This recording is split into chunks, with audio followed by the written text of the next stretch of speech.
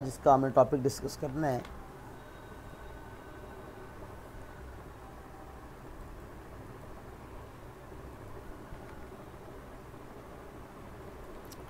इसके लिए आज हमारे पास चैप्टर नंबर हमारा है जी। कल हमने किया था चैप्टर नंबर 5, आज है चैप्टर नंबर 6। तो हमारे इंशाल्लाह मज़ीद 4 टेस्ट हैं। चैप्टर 6 के ऊपर आज का टेस्ट है, फिर 7 के ऊपर 2 होंगे और फिर 8 के ऊपर होगा।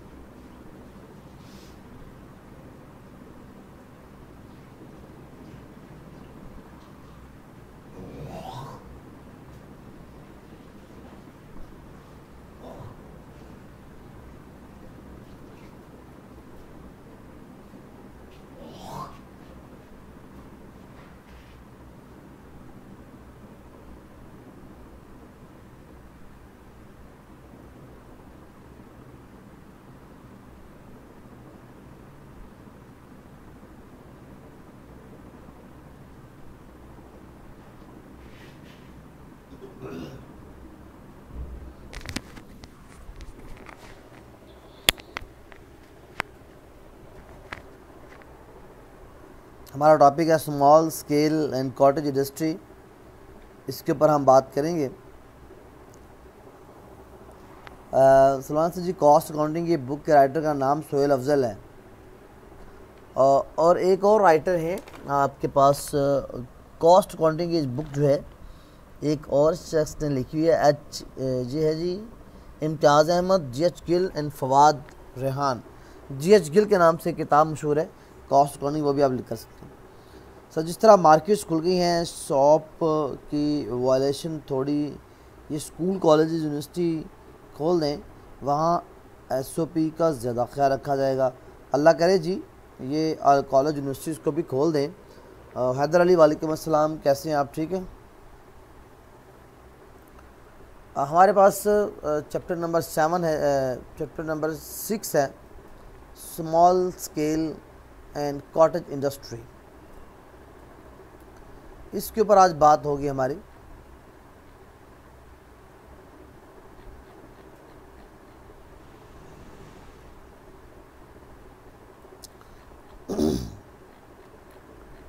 चैप्टर नंबर 6 है small scale and cottage industry. Discuss importance and problems of cottage industry and small scale industry. Also discuss steps taken by the government of Pakistan for the promotion of this sector. So question number 1 है जी, discuss the importance and problems of cottage and small scale industry. Also discuss steps taken by the government of Pakistan for the promotion of this sector.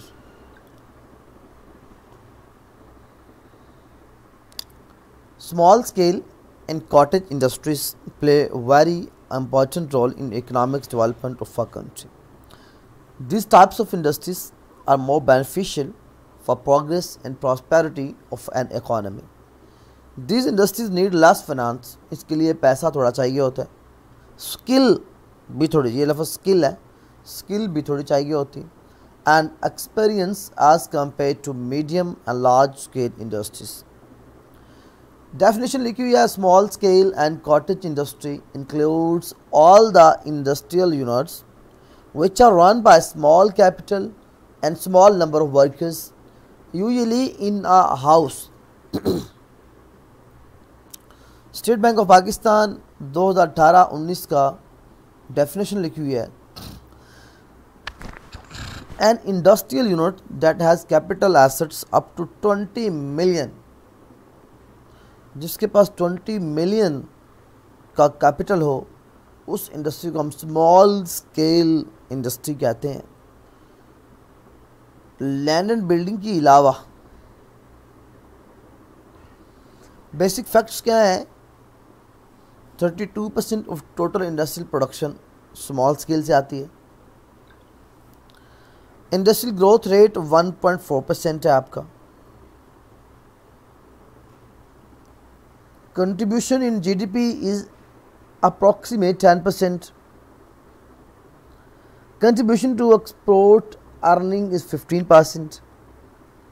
Share in industrial employment is 78%. These enterprises are controlled and managed by Small and Medium Enterprises Development Authority SMEDA के तहत manage किया जाता है और control किया जाता है। Point number 7, industries like jewellery, dairy, sports goods, surgical instruments, light engineering and furnitures इसमें आते हैं। Small scale and cottage industries के अंदर आते हैं। इम्पोर्टेंस क्या है small scale and cottage industry की? Number 1, national saving of investment, national saving and investment. Small scale industry जब आपकी बढ़ती है, डेवलप होती है, तो मुल्क के अंदर कौमी बचत बढ़ती है। कौमी बचत, लोग बचत करते हैं। जब इनकम ज़्यादा होगी तो बचत होगी, जब बचत ज़्यादा होगी लोग इन्वेस्टमेंट करेंगे, इन्वेस्टमेंट करेंगे तो कैपिटल फॉर्मेशन होगी, कैपिटल फॉर्मेशन होगी तो इकोनॉमिक्स डेवलपमेंट होगी। Number 2, uplift GDP growth. आपका जो ग्रॉस डोमेस्टिक प्रोडक्ट्स है उसकी ग्रोथ ऊपर चली जाती है। अगर आपका small scale and cottage industry develop होता है तो आपका जितना भी सेक्टर है वो डिपेंड करता है इस छोटी इंडस्ट्री के ऊपर, सारा ऊपर चला जाता है। Optimise social welfare.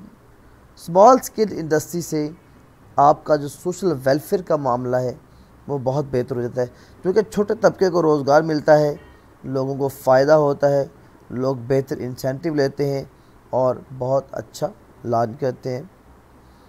Reduce unemployment. Obviously जब छोटे लेवल पे इंडस्ट्री ग्रो करेगी, घर घर में इंडस्ट्री लग जाएगी तो लोगों को रोज़गार मिलेगा और लोगों की बेरोज़गारी ख़त्म हो जाएगी। Extension of market. मार्केट्स बढ़ जाएंगी, बड़ी हो जाएंगी, वाइडर हो जाएंगी। Foreign exchange. आप जब चीज़ों को पैदा करेंगे फिर उसको एक्सपोर्ट करेंगे, आपका फॉरेन एक्सचेंज आएगा। Increase in government revenue. आपका गवर्नमेंट का रेवेन्यू बढ़ेगा, गवर्नमेंट एक्साइज ड्यूटी लेगी, कस्टम ड्यूटी लेगी, कॉर्पोरेट टैक्स लग देगी। Increase in national income. मुल्क की कौमी आमदनी बढ़ जाएगी। आपका BOP बेहतर हो जाए। करेक्टिंग द BOP से क्या मुराद है?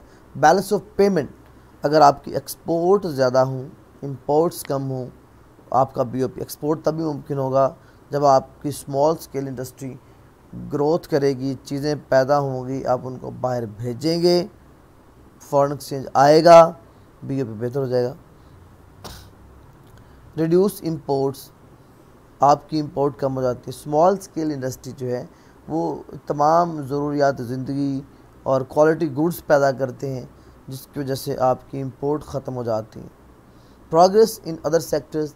ये ऐसा इदारा है, ये ऐसा सेक्टर है जो आपके तमाम बाकी इदारों को सपोर्ट करता है। स्मॉल स्केल इंडस्ट्री जो है वो इनिशियली बुनियाद पर चीज़ों को पैदा करती है और ऊपर बड़े इदारों को प्रोवाइड करती है, जिससे डेवलप हो जाते हैं सारे। टेक्नोलॉजिकल प्रोग्रेस आपकी through establishment of small scale and cottage industry, scope of on job training and technological progress increase हो जाती है। Through the use of advance technology skill of production also बढ़ जाती है। Agriculture development, improvement of agriculture sector depend on small. ये भी सारे का सारा सेक्टर स्मॉल स्केल पे डिपेंड कर रहा होता है। इंक्रीज़ इन प्रोडक्शन, पैदावार में इजाफा हो जाता है। स्टेबिलिटी इन प्राइस, कीमतों में इस्तेहकाम रहता है। इकनॉमिक ग्रोथ, आपका जो मुल्क की मुआशी ग्रोथ है, तरक्की है, वो बढ़ जाती है।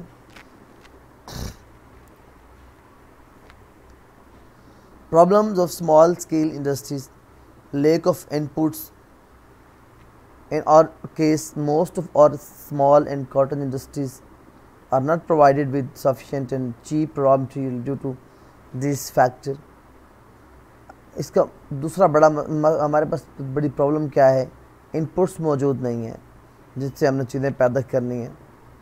एडवर्स स्टैंडर्डाइजेशन, आपके पास जो स्टैंडर्ड हैं वो इसके ऑपोजिट होते हैं। Good produce on small scale lack standardisation. Demand for substandard goods face the problem of marketing both in the home and the external market. Lack of government interest, government इसमें दिलचस्पी नहीं लेती। High cost production, इसमें चीज़ें बड़ी महंगी पैदा होती हैं, छोटे लेवल पे होती हैं ना, चीज़ें महंगी पड़ती हैं। एक्सटर्नल वैल्यू ऑफ करेंसी, जो बगैर मुल्क की करेंसी है वो बड़ा इफेक्ट करती है इसके ऊपर। शॉर्टेज ऑफ फॉरेन एक्सचेंज, हमारे पास गैर मुल्की पैसा नहीं है जिससे हम चीज़ें इंपोर्ट कर सकें, मशीनरी वगैरह मंगवा सकें जिससे हम स्मॉल स्केल इंडस्ट्री को ग्रो कर सकें। लेक ऑफ टेक्निकल नॉलेज, हमारे पास नॉलेज नहीं है। सिक्योरिटी प्रॉब्लम्स बहुत ज़्यादा हैं, पैसे नहीं मिलते, पीसफुल इन्वायरमेंट नहीं है मुल्क के अंदर। प्रॉब्लम ऑफ क्रेडिट, हमें अपने बिज़नेस को चलाने के लिए उधार नहीं मिलता। लेस सेविंग, हमारे पास सेविंग्स नहीं है। अनस्किल्ड वर्कर, हमारे पास जो लेबर क्लास है वो इतनी स्किल्ड नहीं है। Official formalities, different officials formalities also discourage investors to invest in और small and cottage industries. Investor has to fulfill too much requirement to set up a new industry. Market problems बहुत ज़्यादा हैं। Backward infrastructure, हमारा जो road, railway, transportation, communication का निज़ाम है वो बहुत ही पुराना बैकवर्ड है। Research and development, no doubt research and development अदा करती है, बहुत अहम किरदार अदा करती है। शॉर्टेज ऑफ कैपिटल, कैपिटल की कमी है। Burden of taxation, excessive taxation is another policy factor that discourages small and cottage industry. Government collect more than one tax from the sector, so this multiple taxation discourage the investors. Small scale की development में हमें state को क्या किरदार अदा करना होगा? Industrial states बनानी होगी जहाँ पे बिजली, पानी, गैस, पेट्रोल प्रोवाइड किया जाएगा लोगों को। मिनी इंडस्ट्रियल स्टेट इन बारानी एरियाज़ बनानी होगी। सिंध और पंजाब में मिनी इंडस्ट्रियल स्टेट बनाएं। कारपेट सेंटर, दही मजदूर वर्कशॉप्स बनाएं। टेक्निकल सर्विसेज प्रोवाइड करें, लोगों को ट्रेन करें। हैंडीक्राफ्ट डेवलपमेंट सेंटर्स बनाएं, कारपेट सेंटर्स बनाएं। मार्केटिंग की फैसिलिटीज़ दें लोगों को। एडवाइजरी सर्विसेज प्रोवाइड करें। फाइनेंशियल असिस्टेंट दें लोगों को, पैसा दें ताकि वो अपने बिज़नेस को, कारोबार को, ज़राअत को बेहतर कर सकें, इंडस्ट्री को बेहतर कर सकें लोकल लेवल पे। स्मैडा का किरदार जो है वो बहुत अहम है इस मामले में, और ये इदारा अगर प्रॉपर काम करे तो इंडस्ट्रियल सेक्टर बहुत ऊपर जा सकता है। ये हमारा पहला क्वेश्चन जिसमें हमने स्मॉल स्केल इंडस्ट्रीज को पढ़ा है। क्वेश्चन नंबर 2 है, discuss the source and need for industrial finance Pakistan. Need for industrial finance, industrial finance is required for the following purposes. Capital requirement, हमें पैसा चाहिए होता है, इन्वेस्टमेंट करनी होती है। फिनांस इज रिक्वायर्ड फॉर, मकसद क्या हमारा इंडस्ट्रियल फाइनेंस का? सनती पैसे के लिए को हम कैपिटल रिक्वायरमेंट इन्वेस्टमेंट करना होता है, इनपुट्स ख़रीदने होते हैं, जदीद टेक्नोलॉजी को इस्तेमाल करना होता है। इनलार्जिंग स्केल ऑफ इंडस्ट्रीज के लेवल स्केल को बढ़ाना है, इनलार्ज करना है। रिवाइवल ऑफ सिक, जो मरी हुई इंडस्ट्रीज़ हैं, डेड हो चुके हैं, उनको रिवाइवल करना है, बेहतर करना है, दोबारा से खड़ा करना है। सोर्सेज क्या हैं इंडस्ट्रियल फाइनेंस के? Pakistan industrial development bank, PIDB। IDBP 1961 के अंदर बनाया गया और इसको मर्ज किया गया पाकिस्तान इंडस्ट्रियल फाइनेंस कॉर्पोरेशन में 1947 में ये नेशनलाइज हुई थी। ये कर्जा देते हैं लोकल और फॉरेन इंडस्ट्री करेंसी में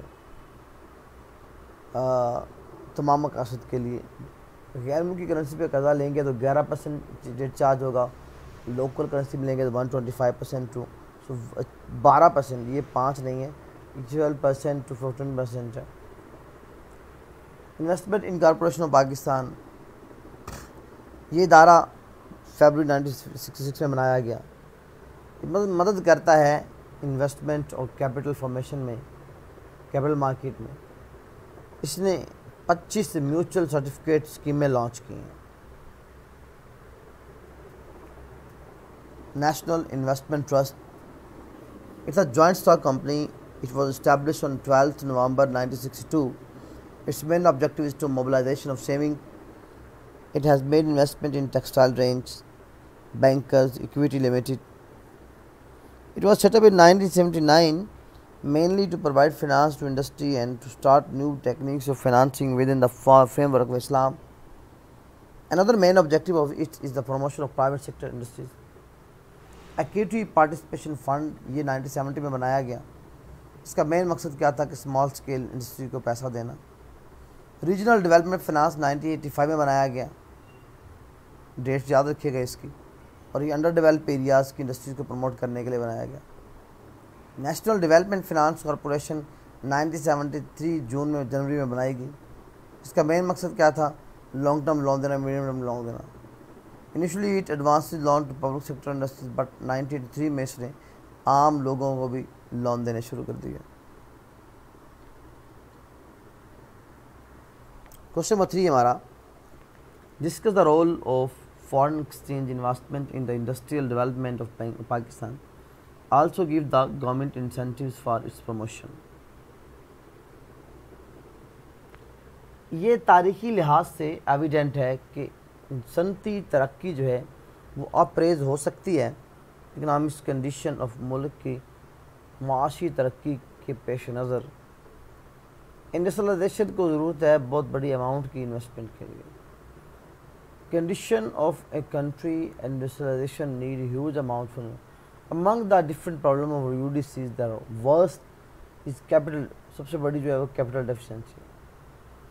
Foreign investment or foreign capital is one of the measure which is suggested to compensate the deficiency of private capital. Foreign investment has significant role in the development. मुल्क की माशी तरक्की में गैर मुल्की investment की बहुत ज़्यादा अहमियत है। फॉरेन इन्वेस्टमेंट का मतलब है पैसे का आना इन एक्सटर्नल फोर्सेस से to a country on certain term and condition. Foreign investment का किरदार क्या है? Following are the main aspects of importance of foreign investment for our industrial sector. Capital provide करना है हमें, जितनी भी इंडस्ट्री हमारी heavy amount of capital required for the establishment of industry Pakistan, such as की industry like steel, medicine, chemical, fertiliser वगैरह को अगर हम सेटअप करना है तो हमें बहुत सा पैसा चाहिए, और ये हमें फॉरेन इन्वेस्टमेंट से ही आ सकता है। जदीद टेक्नोलॉजी को इस्तेमाल करना है तो फिर हमें फॉरेन इन्वेस्टमेंट पे इंसान करना होगा, बड़े लेवल पे इन्वेस्टमेंट लानी होगी। क्वालिटी को इम्प्रूव करना चाहते हैं अपनी चीज़ों की तो फिर हमें गैर मुल्की इन्वेस्टमेंट पर इंसार करना होगा। मैनेजमेंट एफिशिएंसीज बेहतर करनी है तो हमें गैर मुल्की इन्वेस्टमेंट को इंडल्ज करना होगा। Easy availability of raw material को ईजी अवेलेबल करने के लिए भी हमें ये चाहिए। इंडस्ट्रियल एजुकेशन एंड रिसर्च के लिए सनती तालीम और रिसर्च के ऊपर पैसा खर्च होता है, फिर हम इसको डेवलप कर सकते हैं, तो इसके लिए भी हमें पैसा चाहिए। Small scale industries, the subsector in own industries are vital for development. Although the private foreign commitment are the for large industries, yet small industry performance has also improved with the arrival of foreign investment, such as by the product of industry flourish with the large. बड़ी industry सारी छोटी industry से ही develop होती है। Industrial share में इसका हिस्सा कितना 18% जीडीपी में इजाफा करते हैं। रिवाइवल ऑफ सिक इंडस्ट्रीज, बीमार इंडस्ट्रीज का रिवाइवल भी इससे ही मुमकिन है। क्वेश्चन नंबर 4 है, अनएम्प्लॉयमेंट क्या है? अनएम्प्लॉयमेंट को हम कह सकते हैं पीपल हु आर एबल, लोग इस काबिल हैं कि काम करें, जॉब को तलाश करें, लेकिन वो जॉब तलाश ना कर पाएँ, मुल्क के अंदर हो ही ना, इसे अनएम्प्लॉयमेंट कहते हैं। दूसरे अल्फाज में अनएम्प्लॉयमेंट एक सिचुएशन है where an able orbit bodies person seeks job but is unable to find one at current wage rate. Classification of unemployment हम कह सकते हैं कि category of unemployment, frictional unemployment, जब एक रीजन के अंदर, एक इलाके, एक डायमेंशन के अंदर अनएम्प्लॉयमेंट हो और किसी मुल्क के दूसरे हिस्से में अनएम्प्लॉयमेंट ना हो, लोग इजाफी हों, इसे कहते हैं frictional unemployment. Seasonal Agriculture occur in agriculture between the time of sowing of crop and harvesting of a crop, and in instances which are, जब लोग बीज बोते हैं फसल का या हार्वेस्टिंग करते हैं ख़ासतौर पर गंदम के ऊपर, तब लोग वापस चले जाते हैं अपने इलाकों के अंदर, और ज़्यादातर लोग इन्वॉल्व हैं एग्रीकल्चर के साथ, फिर हमें लोग इधर एम्प्लॉयमेंट नहीं होती। ड्यूरिंग द ऑफ सीज़न, जब ऑफ सीज़न होता है तो लेबर अनएम्प्लॉयड हो जाती है, फिर उन्हें जॉब तलाश करनी पड़ती है। स्ट्रक्चरल अनएम्प्लॉयमेंट का मतलब है ये एक, जब इकॉनमी का स्ट्रक्चर चेंज हो रहा हो, एक बहुत बड़ी तब्दीली आ रही हो मुल्क के अंदर, फिर जो एम्प्लॉयमेंट होती है उसे कहते हैं अनएम्प्लॉयमेंट स्ट्रक्चरल। साइक्लिकल और demand, it occur during the cyclical change during recover, जब हमने ट्रेड साइकिल का सवाल पढ़ा है, जब बूम और रिकवरीज का वो सर्कल होता है तो फिर भी उसे कहते हैं cyclical and demand deficient employment. Disguised unemployment, it occur when the contribution of worker is less than the what he should produce, जितना वो काम कर रहा है उसको पैसा नहीं मिलता, इसे कहते हैं डिसयूज्ड अनएम्प्लॉयमेंट। इसे अनएम्प्लॉयमेंट कहते हैं कि मैं एक बंदा काबिल है, उसको उतने पैसे नहीं मिलते। Under employed, if the labour force is receiving reward less than their abilities, skill, experience, education, training and specialisation, it's said to be under employed. इसे भी कहते हैं अंडर एम्प्लॉयड, एम्प्लॉयमेंट नहीं कहते इसको। काजिज़ क्या है मुल्क के अंदर अनएम्प्लॉयमेंट की? गुर्बत बहुत बड़ी वजह है, हाई पॉपुलेशन ग्रोथ, लोग ज़्यादा पैदा हो रहे हैं, जॉब्स नहीं है, पैसा नहीं लोगों के पास, लोग इन्वेस्टमेंट करें, लोगों को जॉब्स दें। एग्रीकल्चर सेक्टर के ऊपर ज़्यादातर लोग डिपेंड करते हैं और बैठे रहते हैं, जॉब्स करते ही नहीं। Slow rate of industrial development, हमारा जो सनती डेवलपमेंट का रेट है वो बहुत ही स्लो है, उसे तेज़ करना होगा। Lake of technical education, use of, जब हम जदीद टेक्नोलॉजी को इस्तेमाल करते हैं लोग जो हैं वो बेरोज़गार हो जाते हैं। ब्यास्ड एटीट्यूड ऑफ पब्लिक सेक्टर, लोग जो हैं वो अपने रूरल एरिया से निकलना नहीं चाहते, अपने पुराने जो हैं वो काम छोड़ना नहीं चाहते। रेमेडीज़ क्या है इसकी, मैयस क्या है वर्क हम ख़त्म करेंगे? पॉपुलेशन पे कंट्रोल करें। 1993 में ये 3.1% था, लेकिन पाकिस्तान का अब जो रेट है वो 2.4% कम आ गया है, कम हो गया। कैपिटल फॉर्मेशन करें, इन्वेस्टमेंट करें, इन्वेस्टमेंट से सेविंग करें, सेविंग से इन्वेस्टमेंट करें। रैपिड इंडस्ट्रियल ग्रोथ, सनती तरक्की, और दूसरी हाल इसका है कि सनती ग्रोथ को तेज़ करें। स्मॉल स्केल इंडस्ट्री को डेवलप करें, टेक्निकल ट्रेनिंग और स्किल फॉर्मेशन बनाएं, सेल्फ एम्प्लॉयमेंट को इनकरेज करें, खुद काम करें उसमें। और diversification of agriculture, instead of concentrating on formal crops, activities allied to agriculture should be expanded. Fruit growing, dairy, poultry, fish and keeping, processing, preservation and keep packing of foods. Social attitude में फ़र्क, through education people's attitude toward work and jobs need to be changed. They should be taught on not to hesitate work. In fact, manual labor should be given as respect to that young people willingly adopt it. Consequences क्या हैं employment के? Low level of national, हमारे मुल्क की आमदनी जो है वो बहुत कम है, जिसकी वजह से हम हमारी गुर्बत में रहते हैं और अनएम्प्लॉयमेंट रहती है। ह्यूमन कैपिटल की बहुत ज़्यादा शॉर्टेज है। Inequalities, unemployment of labour force is responsible for widening up a gap between the poor and rich, poor becomes poorest. Social evils आ जाती हैं, चोरी, डकैती, करप्शन, ये बहुत बड़ी वजह है। क्वेश्चन नंबर 5 हमारे पास लास्ट क्वेश्चन, इसके बाद फिर हम ओपन डिस्कशन करेंगे। आज आपसे बड़ी इंपॉर्टेंट डिस्कशन करनी इंशाअल्लाह इसके बाद।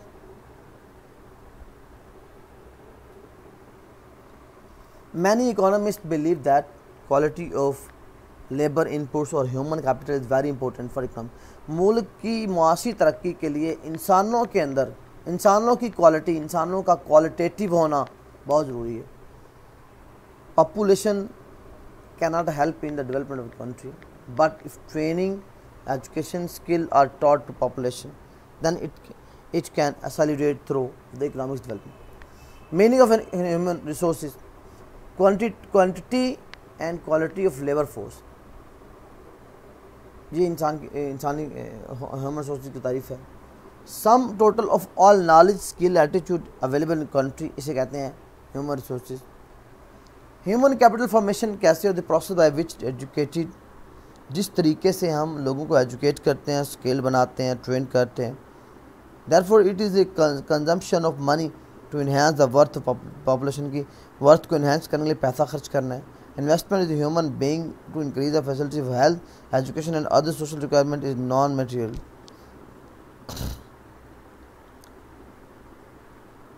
Importance. It is a determinant of economic development to spur the economic growth of a country. Investment in social sector is essential for the development of a country. इंसानों के ऊपर इन्वेस्टमेंट करें, social sector की investment बहुत ज़रूरी है।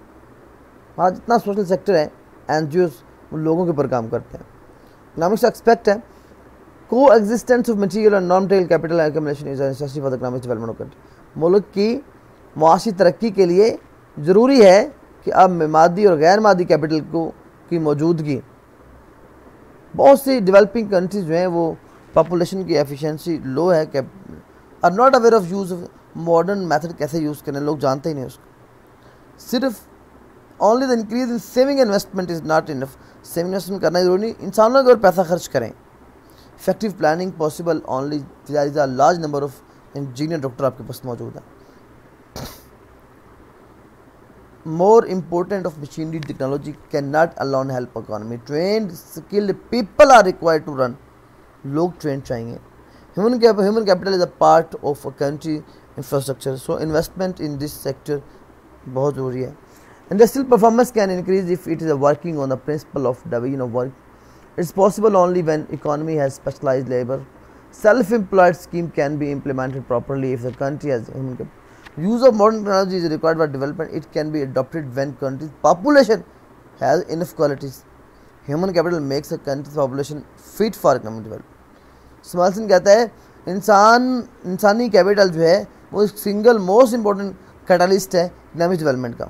Modern economist unanimously have decided that people human capital is the main requisite of economic development.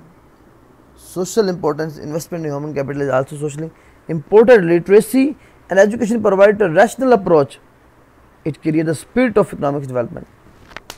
Problems क्या हमारे पास? पैसा नहीं है, प्रॉपर डिसीजन नहीं हमारे पास डॉक्टर्स इंजीनियर्स के लिए। हम किस तरह की फैसिलिटीज देना चाह रहे हैं कोई पता नहीं हमें। प्राइमरी स्कूल और यूनिवर्सिटीज जो हैं वो ओपन हमें करनी चाहिए। वेदर प्राइमरी स्कूल और यूनिवर्सिटी शुड बी ओपन। हमारा तालीमी निज़ाम बहुत पुराना है, सियासी इस्तेहकाम बहुत बड़ा मसला है हमारा इस छोटे पार्ट ऑफ बजट का। हमारा पाकिस्तानी और problem regard with discuss below lack of consequences, मुफाहमत नहीं है लोगों के दरमियान। अनइक्वल डिस्ट्रीब्यूशन, दौलत की तकसीम गैर मुनसिफाना है। प्राइमरी ऑक्यूपेशन, लोग एग्रीकल्चर के ऊपर डिपेंड करते हैं ज़्यादा। लेक ऑफ रिसर्च, लोग रिसर्च नहीं करते। सिर्फ 58% लोग जो हैं वो मतलब lack of skill and research centres.